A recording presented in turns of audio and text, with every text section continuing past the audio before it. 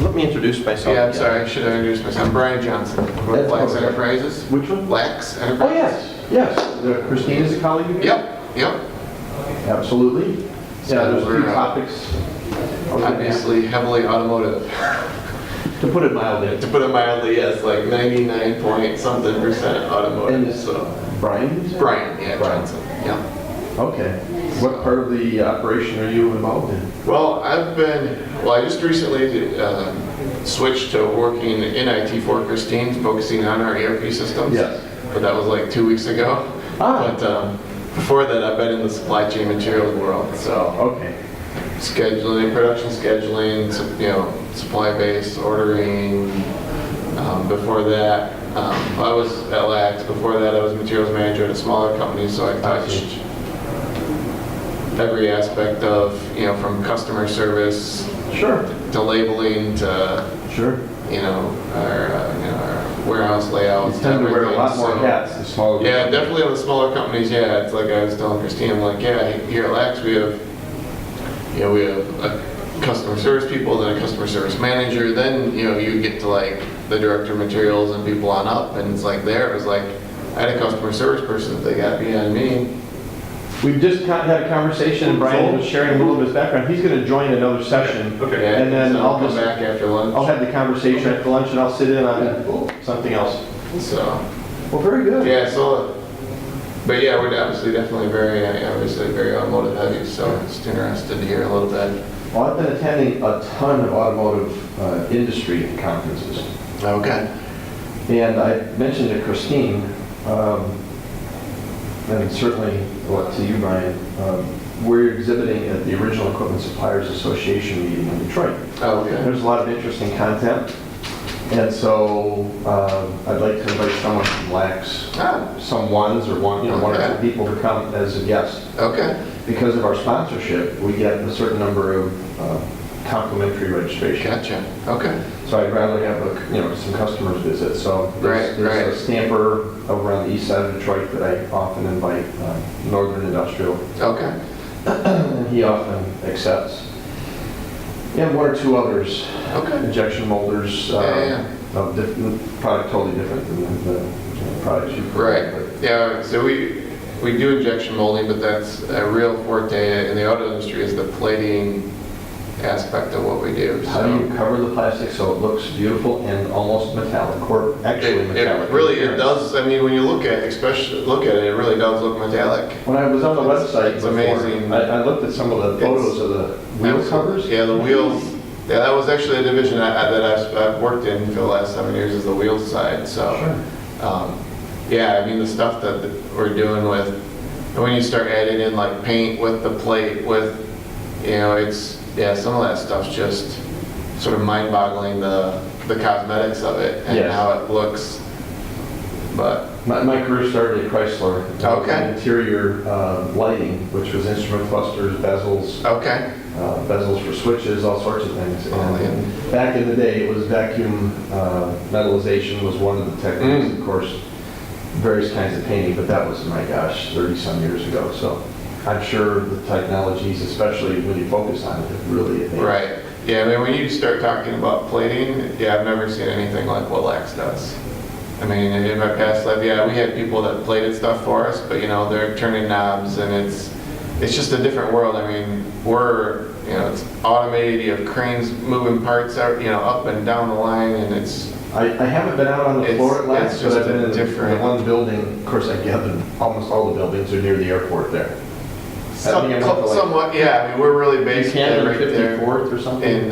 In Kentwood is where pretty much it's odd. Everywhere but the corporate office is right there, sort of located, right around the Kentwood area, which is near the airport. So.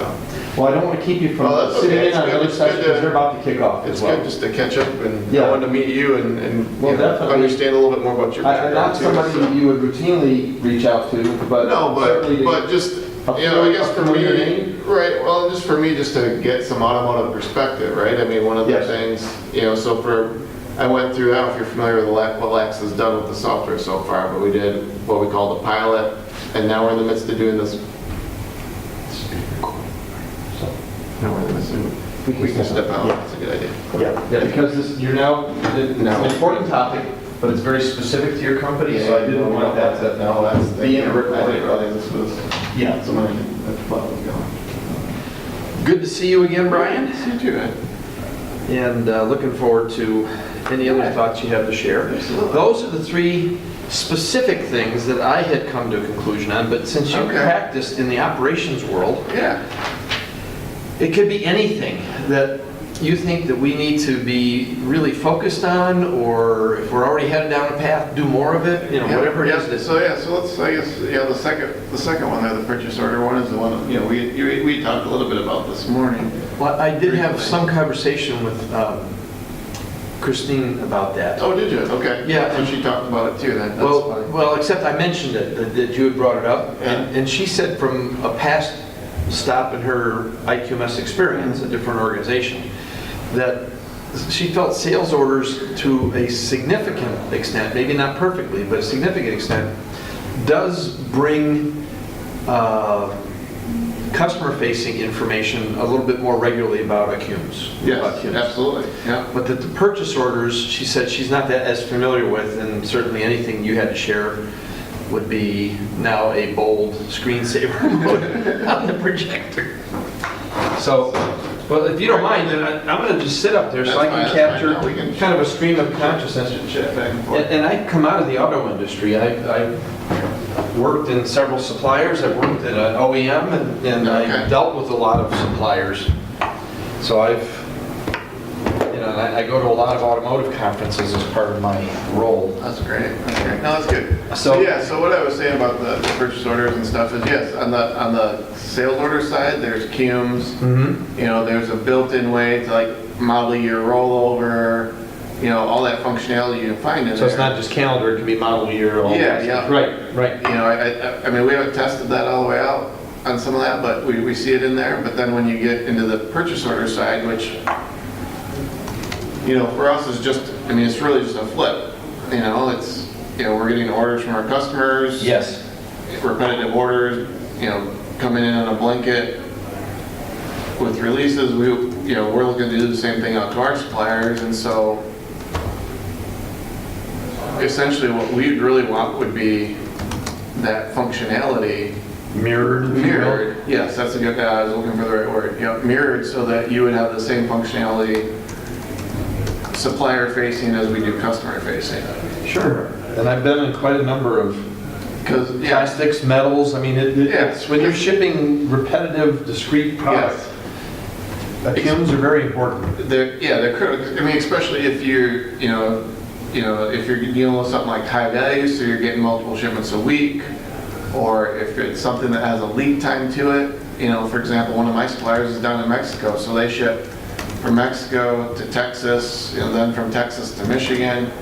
So when I send them a new order with updated releases, they need to know what the last one was that I received so that we have the common starting point, so then they can go back and say, okay, yeah, we shipped this one, it's in transit, or, yes, we sent it, or they can see, okay, because, So right now, we're not necessarily getting an ASN on some of that stuff. We're looking at, using the supplier portal and ASN. We, ideally want that ASN. So somehow it also have to tie in with the CUMs with the, EDI. with the EDI or with an ASN sent through the supplier portal so that they know where to match up, and Right. That's always, we have a common starting point. anywhere I've ever been, there's always a question, regardless of the software tools in play, of my customer and me, and their impressions of what, or their understandings of what they are. And the question sometimes, is it in transit? Has it been acknowledged as receipt? Because I do know there are some EDI transactions where you can actually acknowledge receipt Correct. against an ASN. But some customers don't require that, or they don't Right. issue it. If you ship it to them, they don't always issue a confirmation of receipt. So what do you count in the ACUMS? I've also seen in some circumstances the value of some variance reporting. here's what my customer's EDI in the release says, here's what we believe it Right. is. And then on a case-by-case basis, you can do some drill down and hopefully, and then I've also seen concepts where there's some thresholding built into that calculation, like if you're within 2% or 1% of your customers, cum to date, call it good. And Right. then you decide yours or the customer's is correct. Because as we know, OEMs, or well, in your case, because you are a tier 1, OEMs aren't always accurate either. Right, or there's things going on that quality rejected a part. Someone over there is putting it in the system, which is different than necessarily your OEM contact. And so, yeah, you could, suddenly be off by 3 pieces, but you're shipping lots of 100, and so you're like, how could this be off? And Exactly. yeah, so the release management is definitely... I called it release accounting, we can call it release accounting, management. release management, yeah, whatever word I'll you call it want. release management, because accounting implies financial, like direct valuation, so Yeah. I'll call it management. Okay. Release management is definitely a big thing. Let's see, so, issues to be addressed. So I'll do some bullets here, Okay. so they're not in a particular priority here. Consider in transit or shipments or not. Right. Or both, Yeah. by choice, whatever that might be. Right. Another one is variance reporting of hours versus customer. Accums / hours versus suppliers. Yeah. Accums. And the farther down you go on the supply chain, the less and less accums mean anything to anybody when you get to mom and pop land. But in your case, Right. with the substantial volume of product that you have to purchase raw materials for, you have to process through all of your plants and then deliver to your customers, you're going to be more likely to be dealing with larger entities, I would think, that would be more inclined to understand about accums. Right. And that is certainly one of the challenges is you have everything from, multinational large suppliers that are delivering, things like resin to, mom and pop more You- places. So You do have some quite small suppliers? Yeah, we have a big range of places, so, and they do, the majority of our suppliers that I've seen all definitely use cumes, Facing which Sorry. way? Customers or suppliers? Both. Okay. Both sides, yeah, for sure use cume. That's just sort of, the auto industry cumes is really the norm. It's just the normal mode of I'll just call it release management, yeah. release quantity. Management. As normal, I'll leave it normal.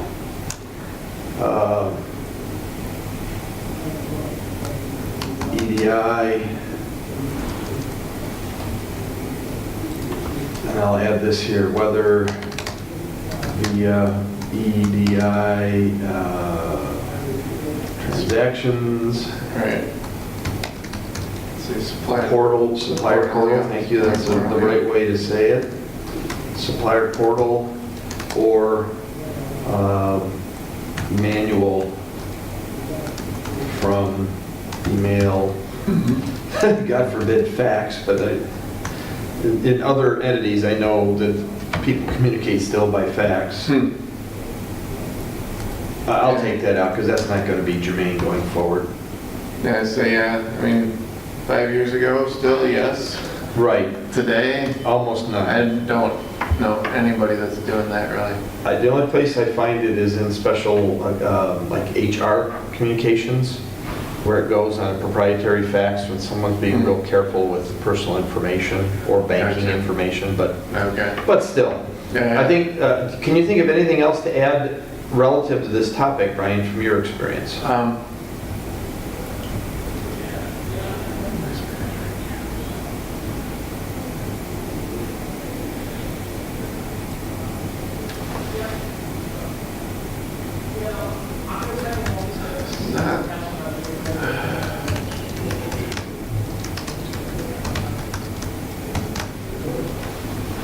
Yeah, like you said, I think I like the word mirrored, like we need this sort of that same functionality on both sides. Well, then I'm going to work at it this way. I'll come out with a bullet point and say, And like we said, the sales order side definitely has more, right, but at least from my perspective, what I've seen, it seems like there still could be some additional stuff. make it a little more robust in Yeah. screen work and Specifically, reporting. yeah. Yeah, I mean, right now, like some of the, for example, I'm trying to think.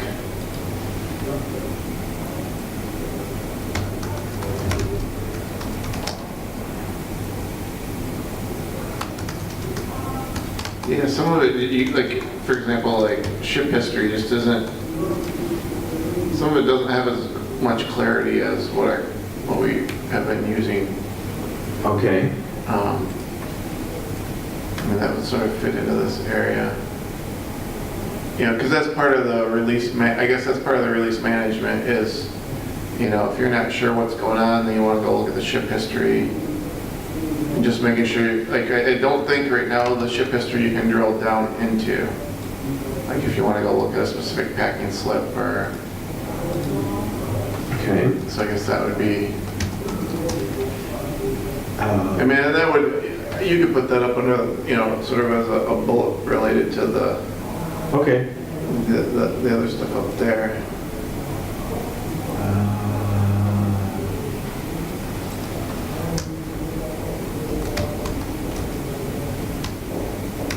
Well, what would be interesting is, did you attend the Web BI session today yet? No, with the, There may be potential there if those transactions are made available in the ETL, ODI, whatever ODI was, but ETL process on a, whatever the refreshing cycle is, I guess that there's an ability to have control of that in the plans. So there may be that ability to do drill down or the proverbial drill through. I'm looking at shipping, but I can drill through to releases, release accounting, Right. or vice versa. Because certainly the net, what you're netting out is what's actually been shipped, whether it's coming to you or going out, versus a blanket order quantity that you're trying to Right. reconcile for the Right. year.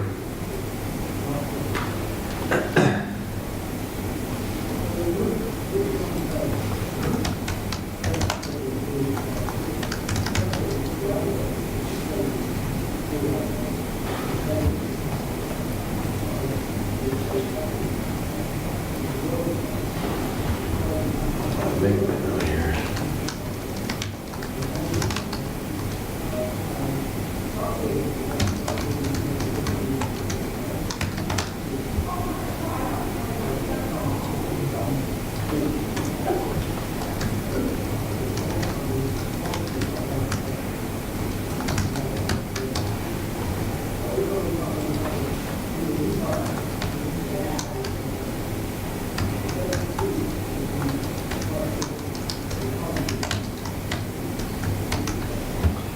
Okay, need better drill down.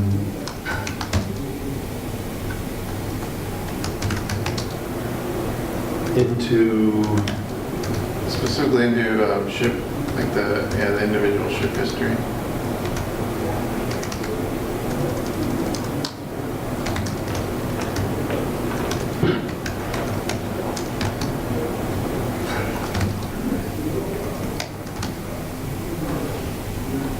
Let's call it better detailed.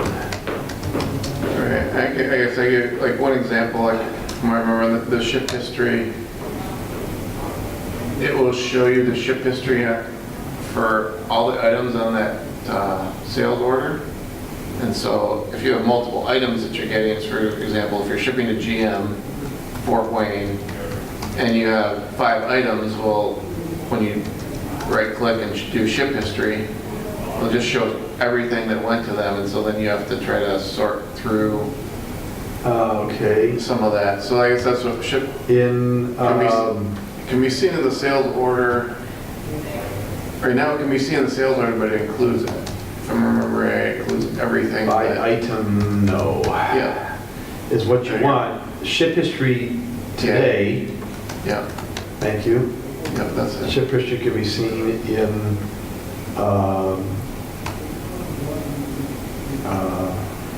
how should I say it, in not amalgamated, consolidated,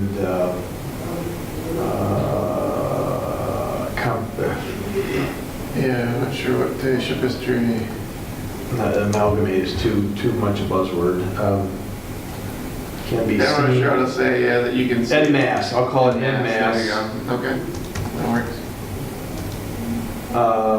Relative to a sales order and ship to location,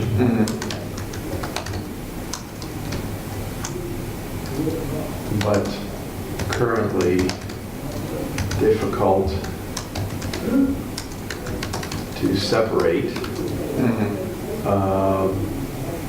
View report of a single item, no Yeah. history at a time. The ship history at the time, so, okay. This is really solid stuff, thank you. Um,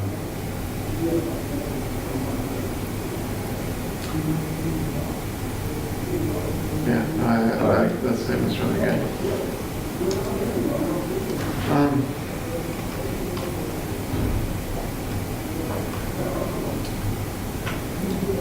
I'll just turn that. Some of the old lights. Maybe it's because it's commonized with the next. Oh, I could do it. I'm guessing. big I'm deal. not sure. We'll just do it this way. Did I get a card from you earlier, Brian? I don't have any of my new business cards, so Okay. I'll have to just get. What's your last name? Johnson, Johnsson. So Johnsson. yeah. Okay. So, yeah, you'd written down there the IATF stuff. Let's talk about that a little bit. What's your, I'm just trying to figure out some way to put something here. oh, like another, Like a note, I'll just do that.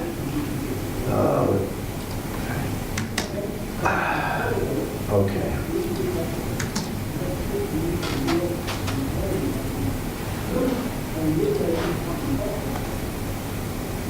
I should be able to just do that. Okay. Oh, my goodness. Okay, there we go. So what I have, yeah, and I've been waiting to share this particular, is, just a moment, there. Again, I'd mentioned about the Original Equipment Suppliers Association. Through some of my travels, we have become connected with a consulting firm, Quistem. okay, And Their lead consultant, founder, principal, whatever, Kathy Fisher, is an ex-GM purchasing quality Okay. person and a lot of experience. So a couple of key things. I've been in discussions as well, and presentations and discussions that she's conducted, where the question is, does everyone have to become IATF 16949 certified? A lot of companies were just, especially at Tier 2 and now even Tier 3, just proud of the fact they got to ISO TS 16949, and that you can no longer have surveillance audits after essentially October 1st this year. So you can't have surveillance continuing. You have to, the intent is to force at least the Tier 1s and maybe some of the Tier 2s to head toward this new IATF, which is coming from the international body, what is it, International Association, Transportation, something anyway, whatever IATF stands for, that it's whatever the OEMs want to do, because there's the proviso, like it always has been through the AIAG, that this is a standard except OEM A has their specialty. Right. OEM B has their flavor, OEM C, so in a way it's a standard but.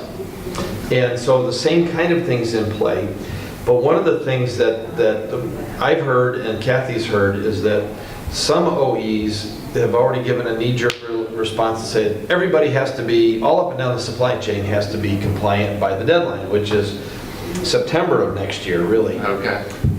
Because then TS expires. You may have gotten a surveillance audit just before things started. Right. The hourglass and the clock will strike 12 and the coach will turn back to a pumpkin. But you can be moving toward that. The fun part is because the underlying standard, which is the ISO 9001, but it was switched from 2008 up to version 2015. So that has already been expiring, those certifications. So that's in the mix too. Bottom line, two things are going on. There are, of course, in this highlight, customer-specific requirements. So the ISO 2015 plus, there are extra requirements under IATF. The automotive sector's supplemental requirements unique to the auto industry, in part due to product safety and things like that. The PPAP approval process, even though there's something similar in other industries, is fairly unique to automotive. The core tools are due to be updated, especially FMEA, so that's in the mix. And they're all different requirement documents. But what's been clear between the medical device standards based on 9001, 2015, and this automotive one is that they're switching more from rote, frozen structures and record keeping to this whole idea of risk-based thinking. So for internal matters and supply chain matters, for example, where there is an assessment, as a company you have to have a process. What could add risk to what we do, whether it's delivering product to our customer or selecting suppliers to provide to us. Now the other thing is it's more than just material, which it used to only be, material and equipment and tooling. It's now on to things like services. So cloud services, factory maintenance services, perhaps for all we know software, beyond the software that goes into the product, like safety features that get built into body and powertrain controllers. So there's a lot of different things, sorting services, third-party sorting services, things of that nature. So there's a lot going on, and I won't take the time, but the big new thing is this term called external provider as opposed to supplier. Okay. So it's to broaden, it could even be legal services, it could be all sorts of things, banking services, like if your relationship can melt down with a bank and you're dependent on that, Right. hopefully your organization isn't overly dependent, obviously. It could be a risk factor to the business. Like if there's a line of credit and your bank just says, we're going to rescind your line of credit because Right. we're going into a whole different business venture.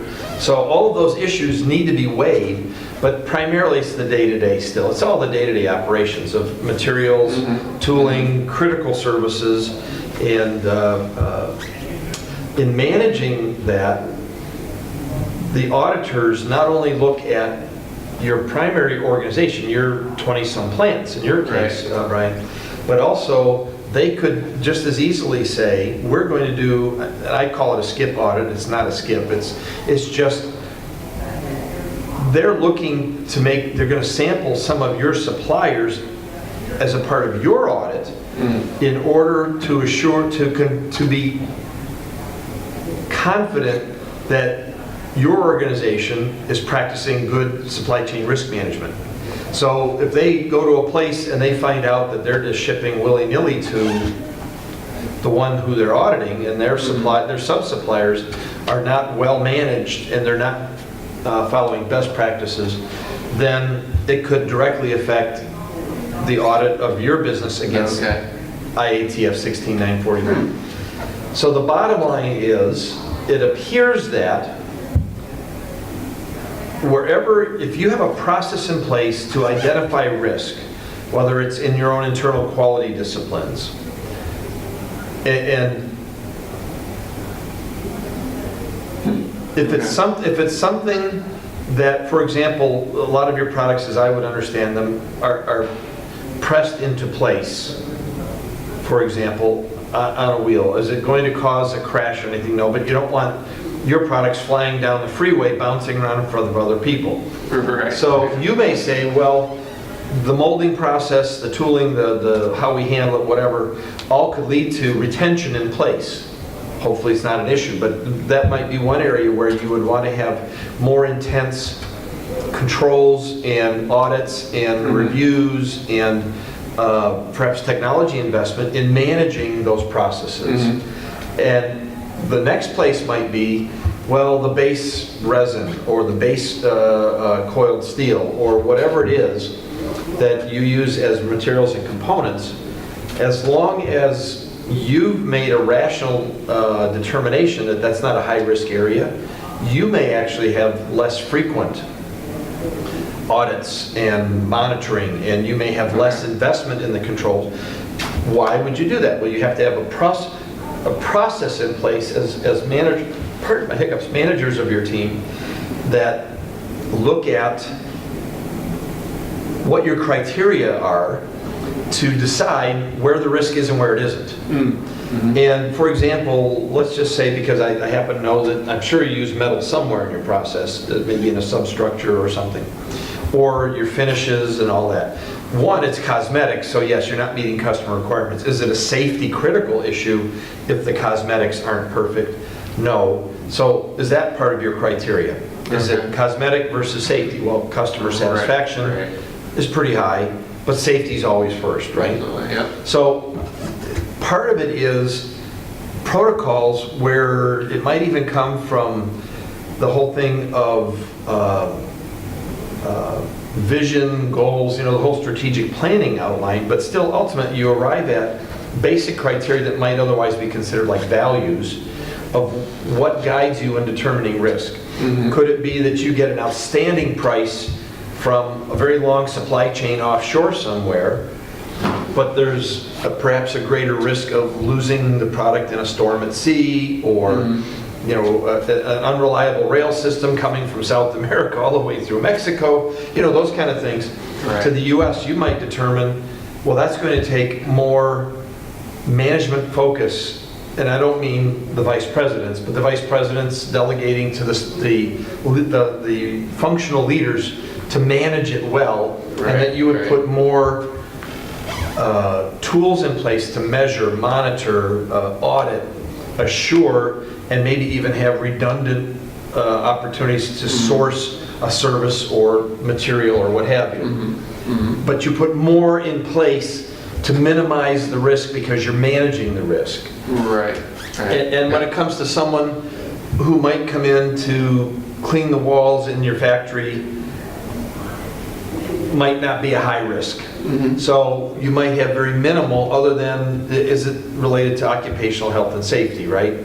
So if there's not a risk other than over time a little bit of grime builds up and it's cosmetic, then that's far less important than have you cleaned the filter system in an area that's generating a byproduct or whatever. Right, yeah. So all of that, having those things in place is far more important.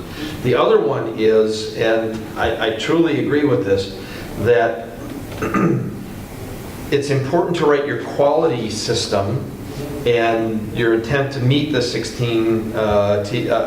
16949 around your business processes, not following the exact structure of IATF section 2 or main heading 2, subheading B, subheading 3, and then you put some stilted prose in place that you write. Here's how we receive our core raw material, our resin. Here's how we receive some decorative elements. Here's how we receive some surface treatment. Here's how we manage that. Here's how we assure that its shelf life is protected. So you write things around that, and then as you build out your business processes, how do you hire competent people and assure that they're adequately trained? You write it around that, and then in a review, the idea is take the IATF standard, or ISO 9001 in your case, because you're tier 1, I expect it would be the full IATF 16949, and do a map from your I think of it as an operating system because you should have quality baked in, but it's quality. And all the things you would call out down to work instructions and say, assure that the operators know customer requirements. Well, it may be tied to operating instructions for item number so-and-so, being available at the floor, however you deliver them. In our case, we think IQMS can help you deliver those electronically. Right. Yeah. Or you have a process to make sure printed ones are appropriately available, whatever it is. Take what you have identified as your rational way of doing business based on these process activities and flows, and just map it to the sections and say, here's evidence that we baked into the way we do business, that we meet this requirement, and that requirement, and this requirement, and that section, and that specific interest in how we manage suppliers or internal activity, or delivering to the customer.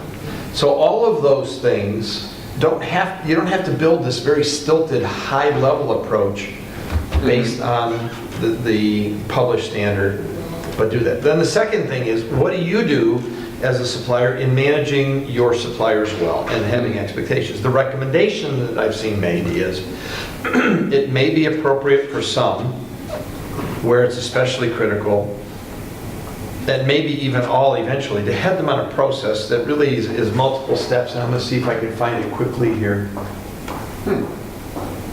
There it is. This is a suggestion. So I expect that your firm, being tier 1, at the top of this hierarchy is IATF 16949, third-party certified, registrars, working with you, Right. Yeah. gap analysis, and then go for certification. The second one is, as someone that you think is important in your supply chain, should be appropriately tied to 16949, you may be looking for a second-party conformity audit, but they're not a certifying body. And then the third is the 9001 latest, and your defined approach to QMS that they're willing to begin pursuing, and that you would take them on a two-step process even for that you might start them with, okay, present us a plan, we're your customer, present us the plan of how you're going to begin evidencing, practicing the 9001 risk management protocols themselves, but only have a second party, like a consultant, could do the same, could put together a formal audit plan and have an audit report out that would be available in theory to your purchasing and supplier quality teams. Then with over time, the idea is to march them up this ladder, but for now, there should be no expectation that other than yourselves, which should be probably an automatic for your automotive customers, that the next ones down the supply chain at best should start at 9001 business practices that can be audited by someone other than themselves, whether it's your SQA people or a third, the second party, third party gets a little funky, but third party is really a group authorized to provide official certification because of certain training and certain ways they go about their business.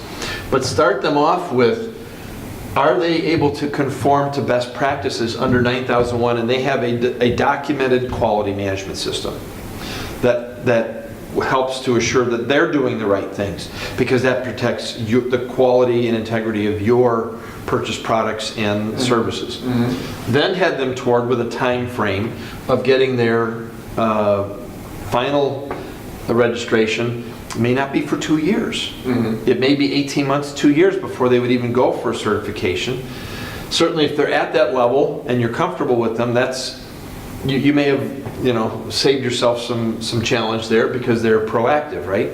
So the trend I see, whether it's medical, FDA or ISO, or in automotive, whether it's NHTSA, somewhat EPA, but more like NHTSA with safety related issues, is at the very least, are you, is someone in the supply chain following current best practices when it comes to quality management? How they go about business. Is it documented? Is management involved? And is there evidence that they're practicing it? And evidence that it's worked to prevent a problem. Then to go for registration and certification at that level. Well, begin the registration process and then end up with that as an actual certificate on the wall, more on their timing that you're comfortable with. If they're really, really important and they're not, you don't feel like they need to be 16949 immediately, then you may be prioritizing. You want suppliers that are already registered, because there are some who are, to the new 2015 version. And then migrate, and then if it's important, or if for some reason your customers begin saying, by the way, your supply chain, your next tier of suppliers in these areas need to be registered at 16949. Then you can go for the audits, which are more extensive and somewhat different industry specifically, to go to that second party conformity, maybe a consultant auditing with your oversight and agreement and acceptance of the final report. Again, you're practicing risk management, but you're not yet perhaps requiring a third party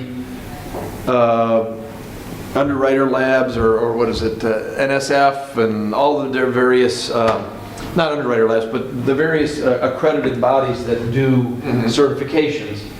But again, are the right things in place? Are they documented? Is there evidence they're being followed? And is management involved in supporting it and acting on what's necessary? So that's the idea behind all of that in automotive. Right. So if it can be done, and I'm not sure why this is still on the screen, we'll get, goodness gracious. There, okay. So that's a lot of what that's all about. And there's a lot of buzz, and I understand that some of the OEs issued immediately, you must be completely certified by, and in your case, it might very well be. Yeah, we certainly are going on that path. Yeah. But the other challenge is, if you have not already scheduled consultations and then Yeah, the. no, yeah, we have a whole department that's, working on all that. So if they are, that's terrific, Yeah, because rolling. auditors from certification, third-party agencies are going to be scarce. And one of the things that I think technology can help with is following up and managing. Now, I've seen, and I've talked to a few other of your contemporaries here the last day or so, about a module, it's called audit management. Okay. It's in the system, and what it has the ability to do is say, this is an internal audit for whatever. It could be a part of one of these standards. It could be a part of management engagement and oversight. It could be a part of supply chain management. It could be a part of understanding customer requirements. It could be whatever it is, or it could be the whole shooting match. And you can build around an audit identity, a record in the system called audit management, where you can begin linking in control plans and FEMAs and control plans and corrective action reports and other things as evidence, partly as evidence of things, partly a response to an audit finding, minor or major, of a gap. And you can work to bring those to resolution, and you have evidence that you've run them to ground and resolved them, So to close them out. is that in IQ right now? It is in IQ. I couldn't tell you what module it specifically belongs to. I think it's its own, but I don't know in what package of things. Okay. So the I don't audit, think we've seen that specifically. yeah. I found it in some tech notes, and I'm going to be exploring a little bit more, but it's interesting because it's an aid to the process, or if you're from Canada, the process. So it's another tool that the software can help with. Certainly we can help with Right. the quality documents. We can, with understanding customer requirements being managed in the document control system Right. and associated and linked for all sorts of Well, I guess uses. that's one of the, as we've been going through, that's been one of the questions that we've come up against is, Okay. today we're using a third-party software that provides us the ability to link all of our AP QP documents, so our control plans, our FEMAs, our critical quality sheets, all those things, such that when if we make a change if we make a change here, all that stuff flows down through and back and forth, or if you have a rev level change of one document, you can link it so it'll change the other ones. I'm going to add something here. And we haven't, in our exploration and investigation, we haven't seen the level of linking that we really would like to, we haven't seen the ability to link that stuff to the degree that we are used to in our current automotive stuff. FEMA's can have control plans, critical quality sheets. Critical quality sheets. Yeah, I don't know, that might just be I don't know if that's our own. So sometimes they could be a little more unique to your particular organization. Right, I mean, basically it's taking the control plan and breaking them down into specific areas. But yeah, certainly. Or I know IQS calls them inspection sheets, which support the control plan, but that's more for daily transactions. No, that's probably, that probably is somewhat similar. Well, okay, inspection sheets, I'll make them a separate note here. Corrective action reports, all of that. And customer supplied documents, specs, math models, and other docs.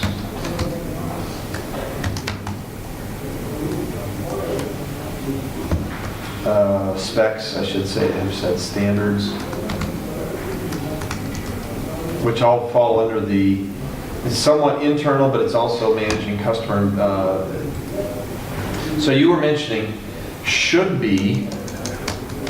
Right, well. Be linked. Right, linked. Is it by product? Is it by process? Do you have a recollection, Brian? Trying to remember that conversation, or those conversations.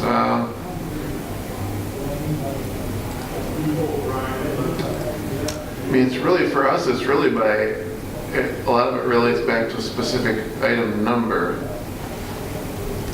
Okay, You know, because if if you make finished good ABC, you need all those documents for that. So when you go in and you, especially when customers come for launch and sign-offs. launch or say, you have an issue, or they identify something, you have to go back and tweak, a control plan and bump it up. You have to make an addition to it, create a new revision level.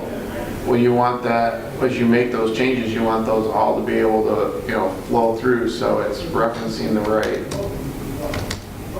So if I call So the them, other documents are referencing the correct. if I call them characteristics or attributes that you're trying to address, Yeah, that's fine. that you want to see them linked, Mm-hmm. so that if you change it in the root kind of a record like FEMA, Yeah. because out of the old engineering disciplines, there's a design FEMA to make sure the product fits the customer expectation or the market definition. Mm-hmm. Then you have the process FEMA, which Yeah. is then, can we execute all of these features that we want to see in the product that are successful? Mm-hmm. And how are we going to identify risk and manage and then begin to assure that we can control? So it's associated with the control plan, which is how on a daily basis will we Right. manage all of these process and design Mhm. requirements. Mhm.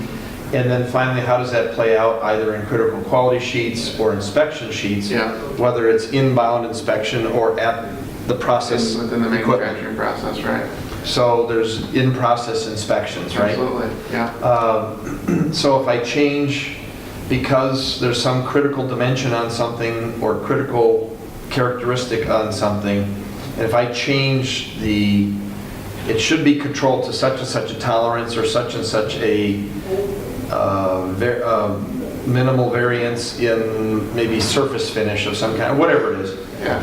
Then when I change it in the root concept record, like a FEMA, Mm-hmm. it should also change the wording or the specification numbers or the standard call out in the control plan and end up on the inspection sheets as appropriate, so that there's a flow through or flow down that's automatic. Would that Yeah, kind of sound yeah, right? yeah, I think so. So I'll call it characteristic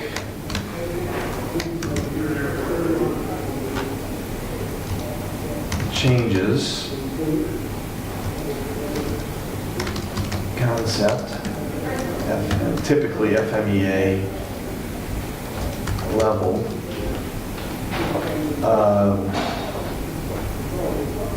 are automatically reflected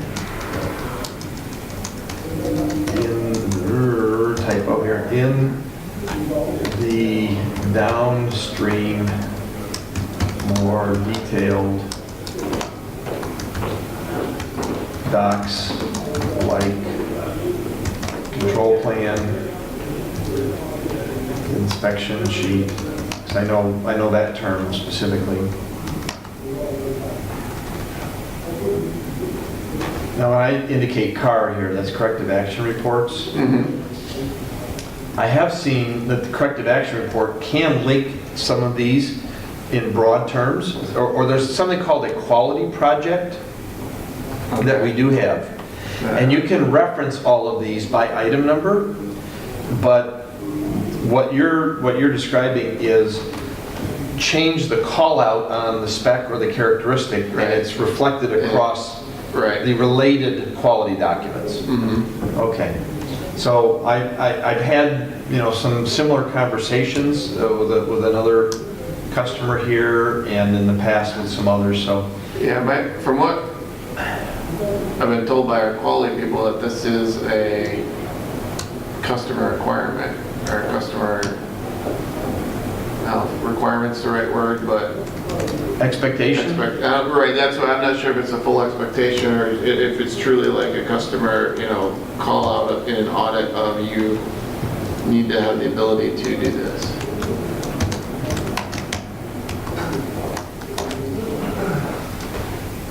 We'll call it this feature, or, And I can get you more detail please. On that, because we did do some. I don't know if I gave you my card You yet. did, I got Okay. one.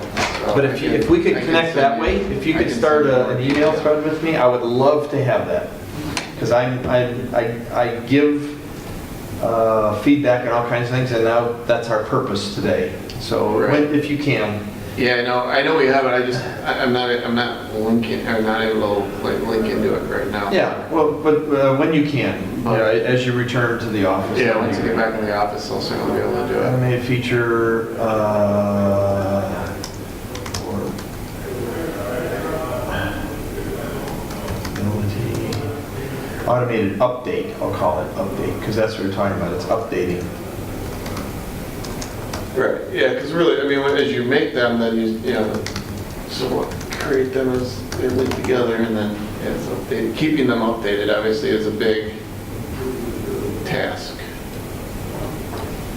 for- Yes, is often an quality OEM group. customer expectation of a, Still going in? yes, yeah, Ryan's a font. Good. We're just covering topic of automatic update of Yeah, there's specifications and characteristics in quality documents. Some- He brought that up. Apparently, they're using a third-party tool right now to Mhm. manage their quality documents. Okay. So it's just something we're capturing Okay.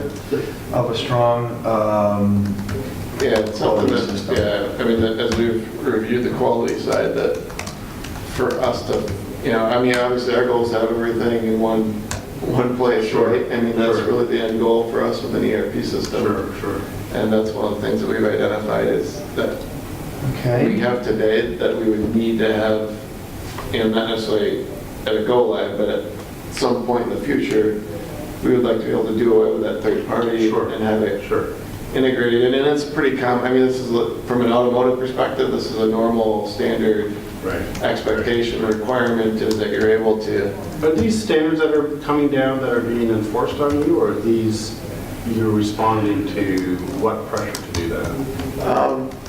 well, a lot of those are being laid out in like the MMOG documents that you have to, and a lot of that, at this point, my understanding is somewhat a self-audit of, you know, they send you the MMOG requirements, and then you have to go through and you have to fill out, yes, we do this, yes, we do this, yes, we do this.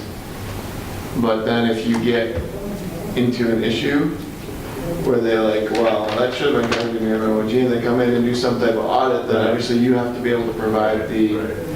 So documentation. you don't want the that camel's goes nose into it. under the tent that if you can Right. avoid it. you want to avoid You always want to avoid audits from. manual, Oh, yeah. manual re-entering, you know, errors, data entry errors. Right. Can come from that, and it can affect whether the product is being inspected correctly Right. ultimately. Yeah, but also, I mean, the quality stuff is, it's obviously, it's a big deal because, you know, as the OEM's expectations gone up, you know, toward what they consider a defect, you know, the automotive supply bases really had to ramp up Right.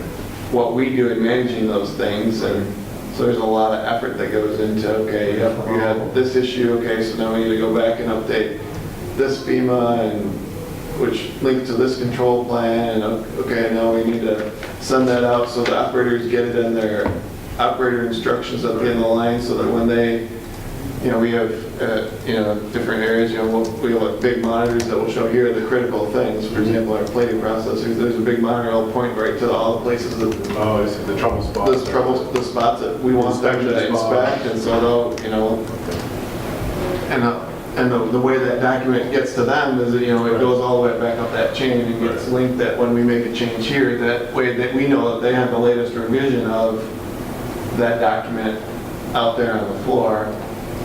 And what's this tool called that you? We use something called Auto DCP. Oh, Supposedly it's, Did you see the track and trace tool that Trevor showed today? no. I heard a little bit, Steven said a little bit, told a Is that little of bit about interest it. to you, just have a look at? Potentially, yeah, I'm trying to remember what, we talked a little bit about, I was in the advanced warehouse management, we talked a little bit We showed about it in the, he's showing it in the MS one right now, we showed it at the. Oh, is he? Medical devices one. He did the morning, is he showing it over? Yeah, I was just MES? thinking, if you want to pop over there and watch him for Yes. 10 minutes, you know, Yes. that way we don't have to get him to come over here and do it. No, that'd be cool. Let me just see where he's at, because I saw him, it looked like he was just starting it up. Let me find out. You called it Auto DCP? Auto DCP. Okay.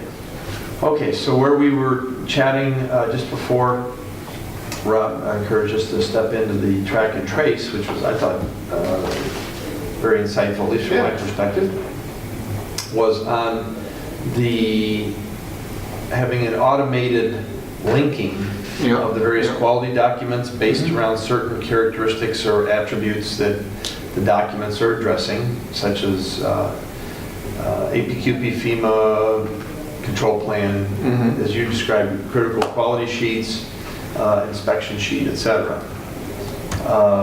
That and cars, so that as one of these elements, for example, if by design choice or process engineering choice or corrective action choice, some specification needed to be changed or some attribution needed to be changed, it would echo across.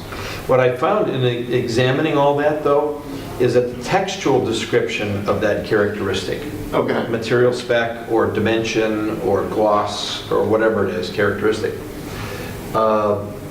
when it comes to the RPN, the risk, I forgot what the P is about, but it's a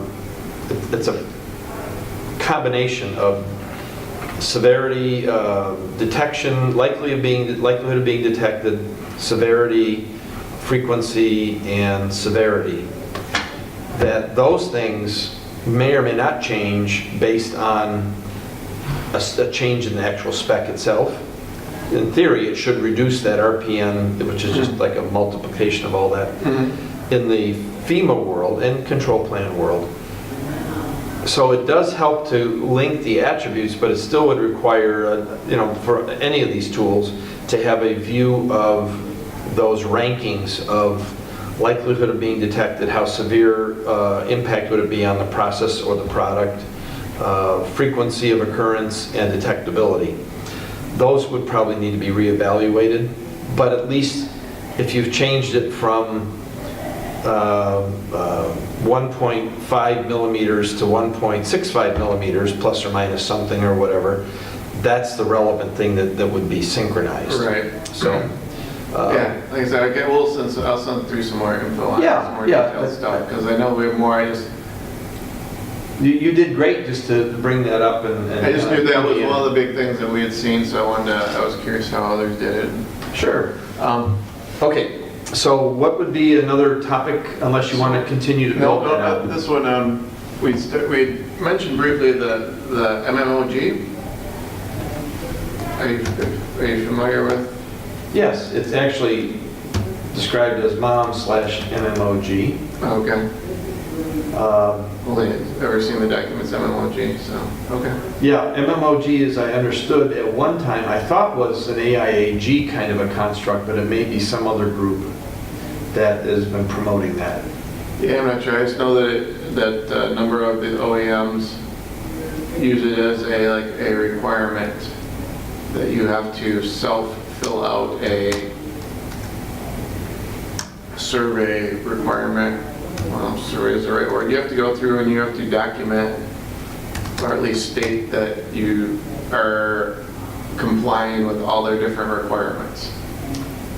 Yeah, and I spoke with your colleagues when I went to visit on site. Okay. Probably 18, 20 months ago now. And I had been doing a little research on the same thing. And it was interesting because whoever it was representing quality in that discussion, one of your leaders, said it's basically an effort by the OEMs to look past the fact that a lot of suppliers figured out how to game the system when it came to ISO standards. And that, originally it was, could I create the right records parked somewhere? Could I create evidence of a meeting after when the meeting never happened? Falsification or stretching of the truth, let's just call it that, was fairly common in industry, and that because it was applied to only a short time window Right. of audit, that behaviors changed before and after the audit, different from what was in the audit. So that's what your colleague, I recall, kind of summarized, that the MMOG is to get at the fact, as I understood it, that you're Right. following best practices for That's manufacturing. really what it is. I mean, a lot of it is their version of a best practices. But it gets very specific. It's like, are you using EDI with your supply base? Or, some form of electronic communications. Some of them give, like ones I've seen, like they give sort of maybe different levels of compliance. Like it's, or they'll state like you are not allowed to have, in this example, you're not allowed to have any manual, release communication or something, and then they'll say it must be EDI. And so it goes into some very specific levels of details of things.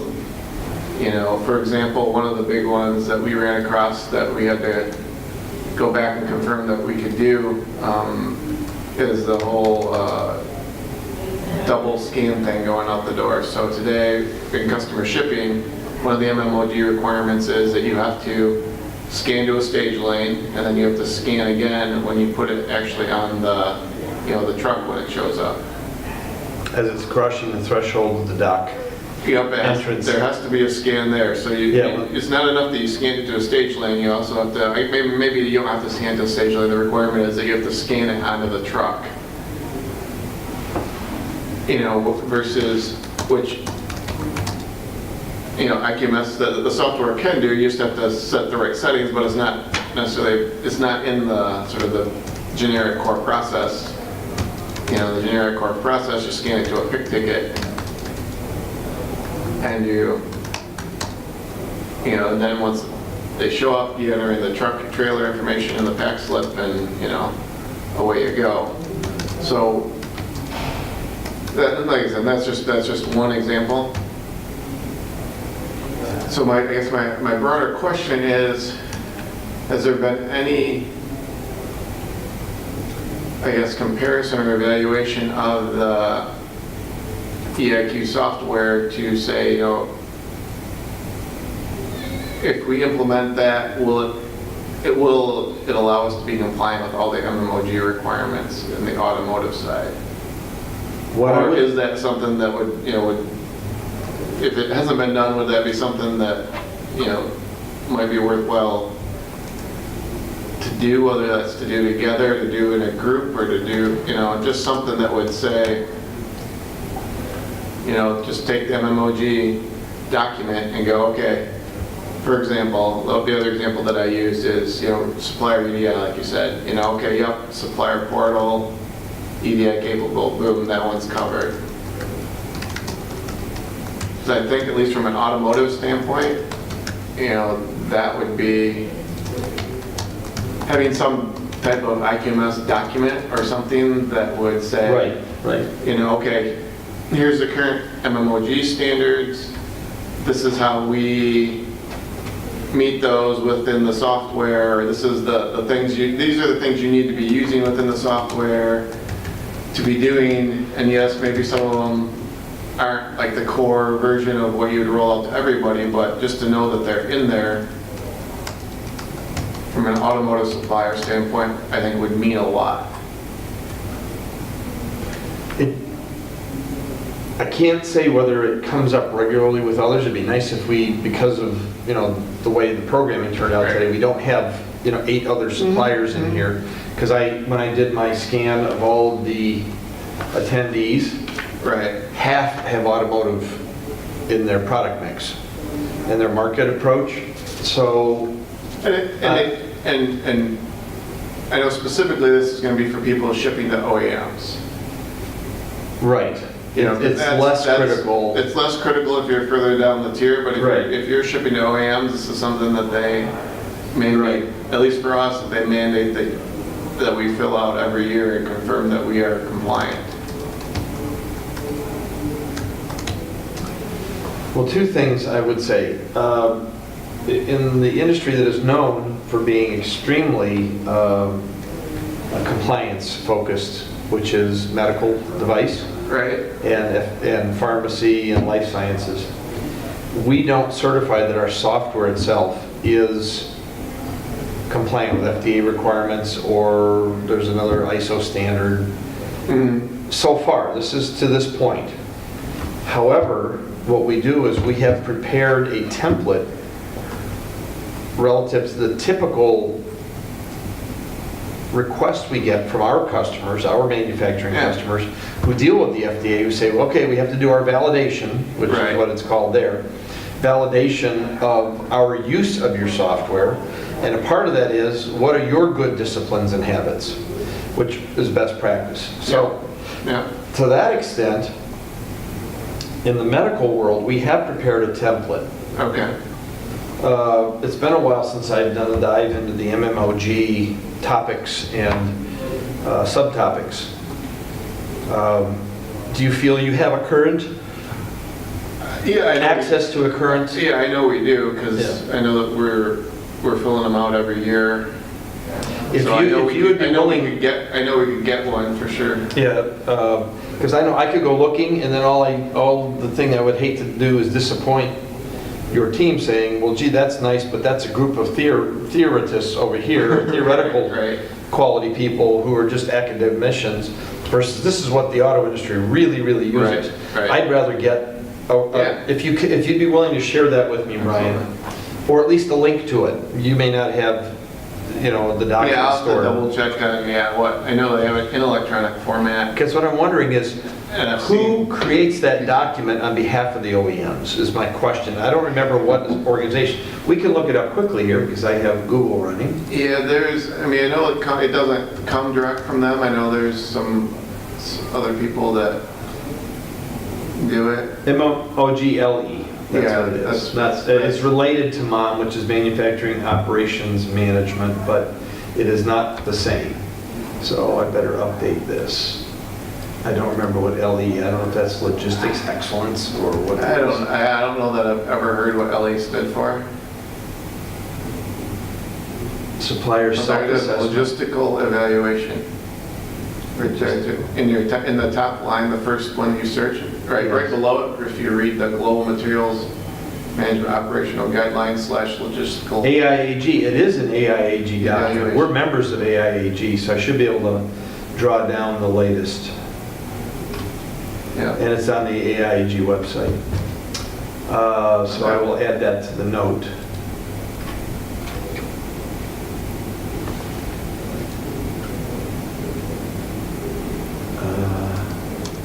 I don't know if you'd call it a standard. Yeah, Guideline. What do they call it? Global Materials Management Operations Guidelines. Supplier self-assessment. This is the global standard for supply chain practices.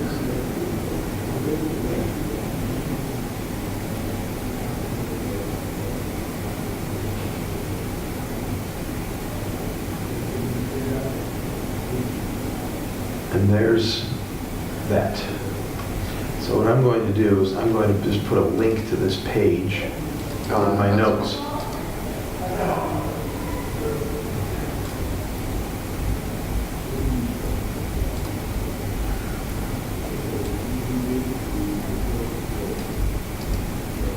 Hyperlink.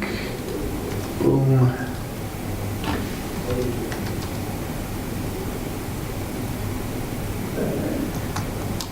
The auto industry action group.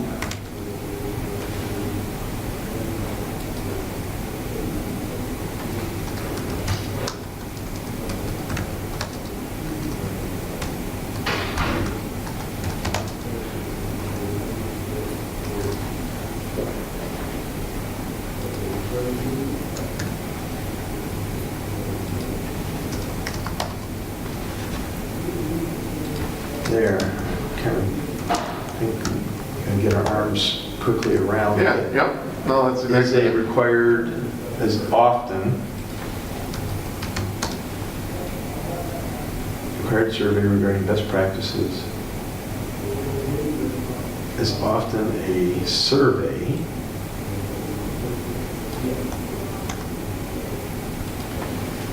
required by many OEMs regarding best practices of their, whoops. Yeah, that's right.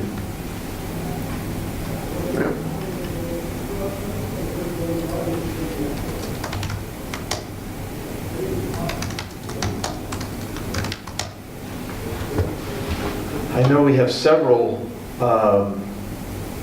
tier ones, and one of our customers, it's a stamper in Detroit area, is a 4 times awarded GM Supplier of the Year, and 4 consecutive years. Oh, cool. So I can also ask them if they Yeah. have any, because Maybe they're a they- small family-owned business. Okay.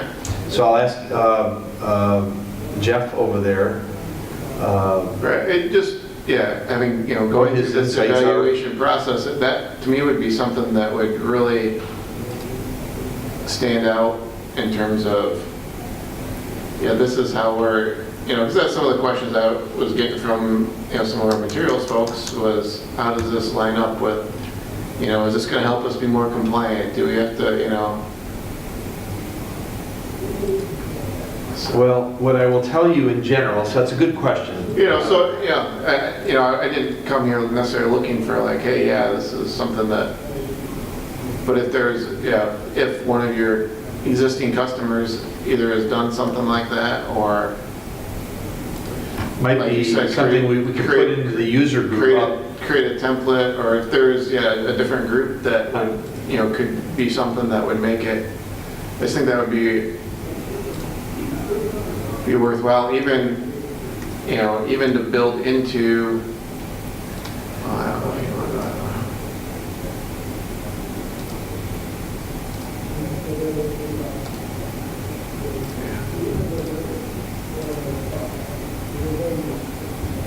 Should put the hyperlink here.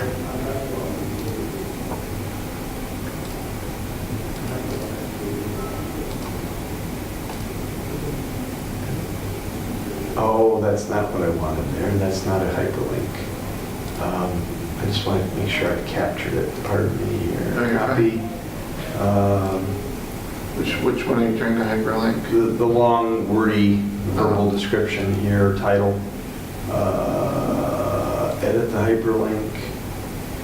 It almost no, that's text stuff, so that's not right. That's right. And then I'll tone this down and just put that in parentheses. I will remove the hyperlink.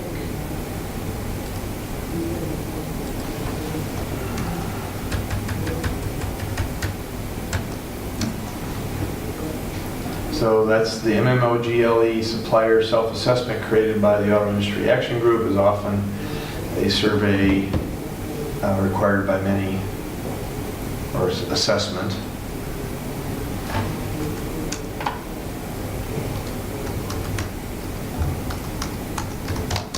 Required by many OEMs regarding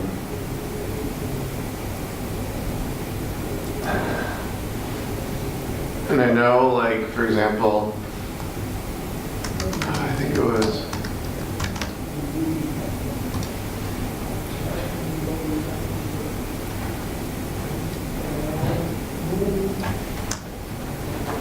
Hi, Joel. Hey.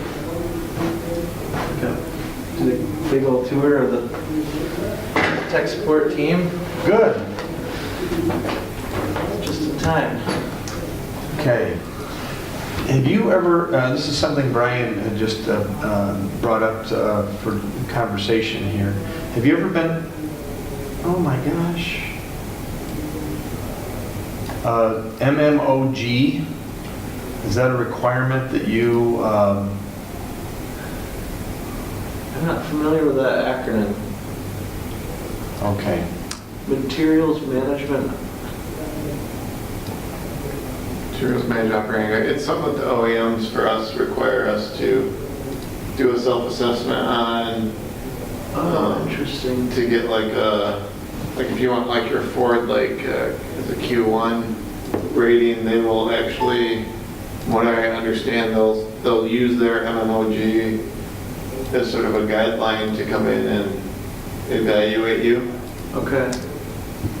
There we go. So I had just asked the question if Oh. there had been like a comparison done.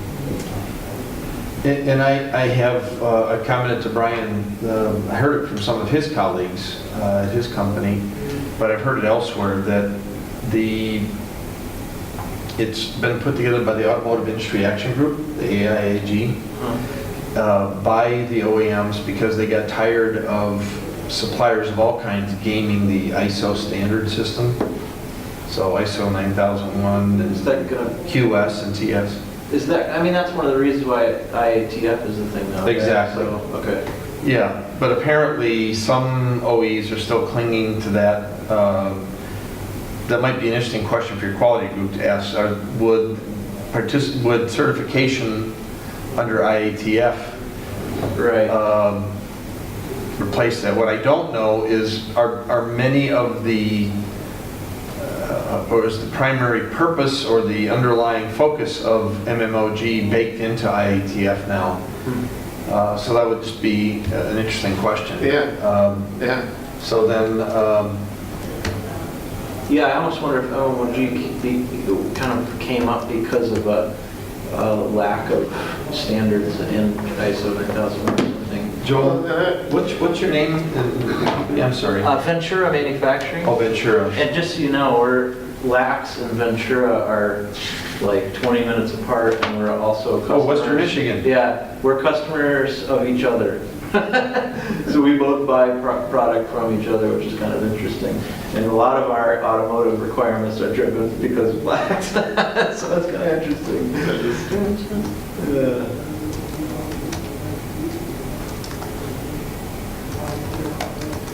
Manufacturing, not plastics, yeah.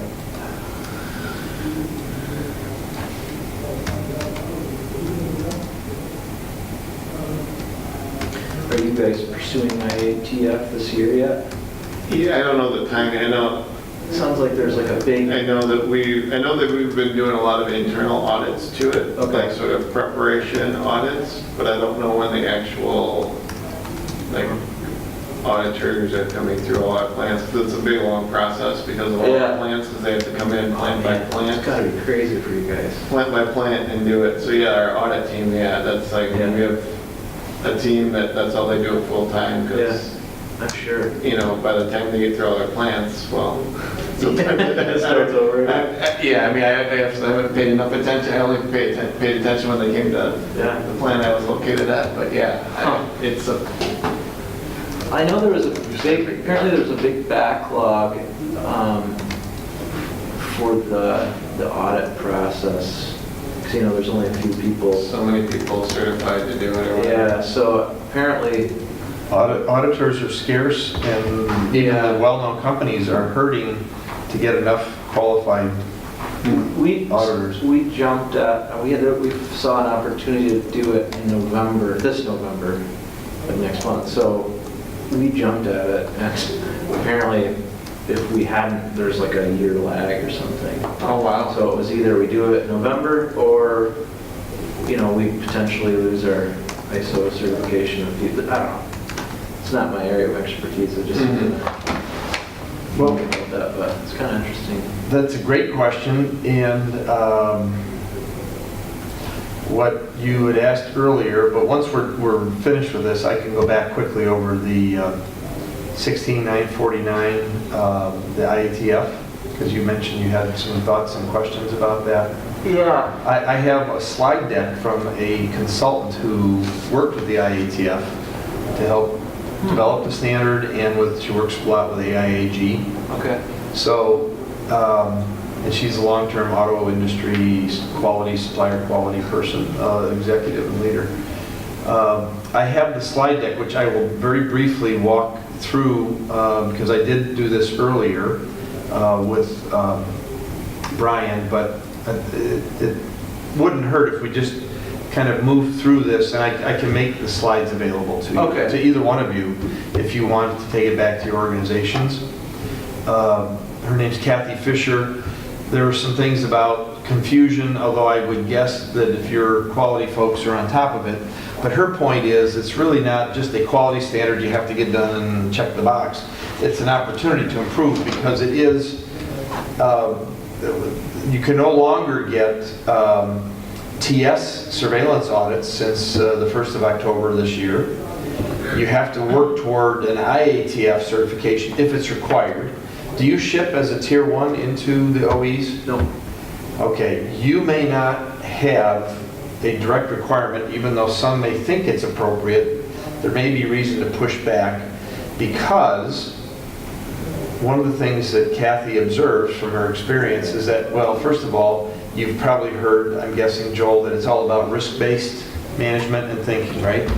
That as a company, you have to have, the expectation is that up and down the supply chain, that everyone has their risk-based thinking engine running, whether it's internal processes, supply chain, and areas that you, as a company, can, by some criteria that you all agree inside your company are reasonable and appropriate, decide what aspect or activity is more risky than others.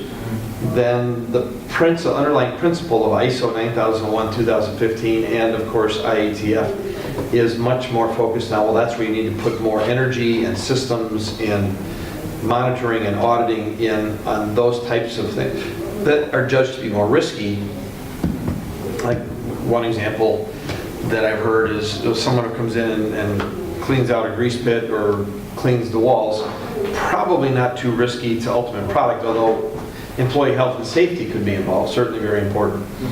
But if it's a very straightforward thing and then the lid goes back on and nothing changes after that, or the walls are clean for another year or 2 years or 3 years, then it's not a high risk to the product or typically employee safety, whereas routine maintenance on certain kinds of equipment may be very critical to both. Supply chain management.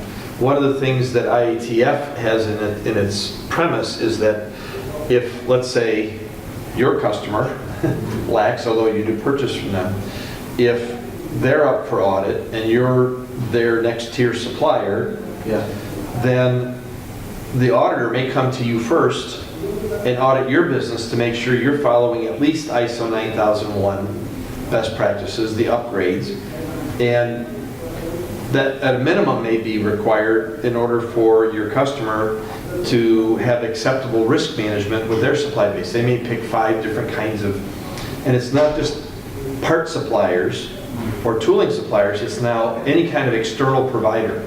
Could be banking services, it could be inspections, third-party inspection services, it could be third-party equipment maintenance, it could be whatever, software, what have you. So any kind of external supplier is important, but one of the things that, and this is where I'm going to try to really truncate and summarize, is that it's important that when someone comes to you have to be IATF 16949, not knowing the nature of what you provide, LAX, it may be far more appropriate for the LAX team, even though they, being a direct supplier to the OEs, may have to comply quickly with the certification under IATF 16949. It may be totally appropriate for them and their supplier quality and purchasing folks to come to your organization, to Ventura, and say, can we expect you to follow this kind of development? Because one of the things is a development protocol that is often recommended to upgrade the quality mindset and capabilities of the supply chain. So the first thing in principle would be, if you're not already planning to be certified under your own volition, under 9001, 2015, the latest upgrade, what might be considered very appropriate is for them to say, all right, let's put a time plan together where you can walk the ladder from they or a third party, which depends on who's going to spend the money to do it. It may be they would expect you to do it. Would just have a consulting firm, for example, come in and do an audit that would be similar to an internal audit, but would publish a report with findings that then might be sent to LAX And if their quality and purchasing folks accept the findings, that you have good practices and good systems in place, then that is likely enough to start the process and help them assure that their certification will go through. Then there may be an agreement or a plan or a requirement that you would have to eventually strive to become ISO 9001 certified or registered. Long term, the premise is then that your business practices and systems will be upgraded. Hi, Trevor. Would be upgraded to essentially meet the IATF 16949 with a goal perhaps in several years, whatever number of years that is, that you would be totally able to certify as an IATF 16949, which has a lot more automotive specific. But still, all of it is about risk management and thoughtful practices. Understanding customer requirements and risk management are really still essential. They always should have been, but it's really baked into the focus of 9001, 2015, and of course IATF. The fun part is when you get to IATF, like it's always been, especially for the folks at LAX as a Tier 1, this is the standard.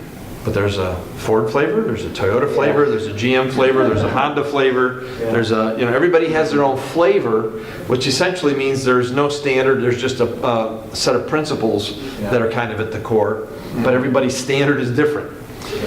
Including, up to and including MMOG, because maybe not all OEs are requiring it, maybe they do. And maybe they're waiting until this whole IATF 16949 shakes out in a year to 18 months and settles. They may choose to drop MMOG, but maybe not. It may be a good litmus test that asking you to do it every year is the equivalent of doing a conference room audit of LAX practices, because you presuming that you're not an issue to the OEs routinely, then you're a lower risk, therefore MMOG might be their audit tool to assure that you are providing them based on the fact that you have good business practices and all the goodies. So it's possible that this MMOG guideline may still be in play. Or it may be that Ford says, well, we're going to have X, Y, and Z protocol. We're going to come in and here's our requirements. We're going to audit you. It's a Q1 or whatever the latest moniker is for given OE's quality blessing.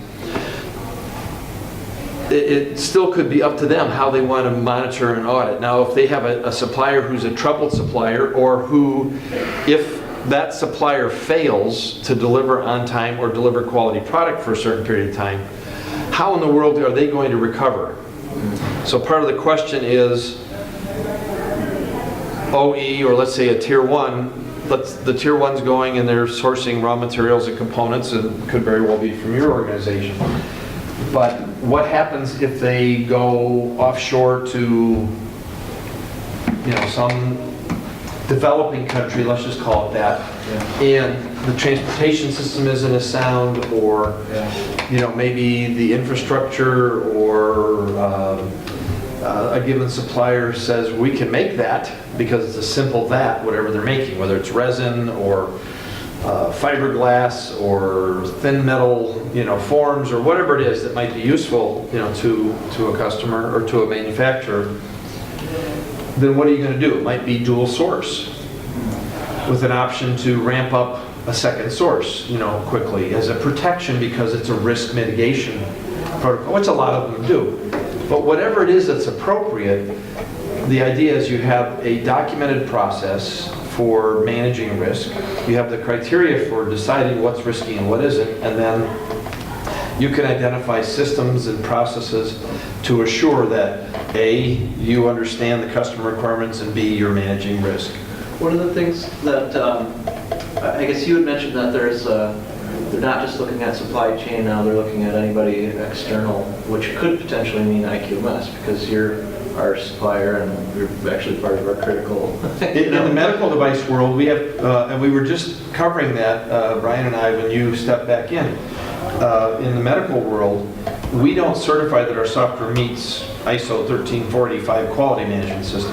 However, we provide enough information to our customer who comes to us, whoever that is, and says, we meet these typical FDA interests or this typical ISO requirement. Okay. And we provide you the tools for you as a manufacturer to be effective with it, and we have some basic quality, and we heard a lot about it yesterday, the new QA, the Yeah. testing, the automated testing, releasing, dev policies, all of those things. So we did prepare that for medical device customers who come to us and say, can you help us, our auditor wants to know. And yes. It's 4-minute warning, completed my song, we have 4 minutes left, Oh, okay, thank you. and then we're ready to wrap up. Sounds good. Oh, excellent, thank you. Yeah? Yep. So and what Brian had asked is, has anybody in our other experience asked us about MMOG?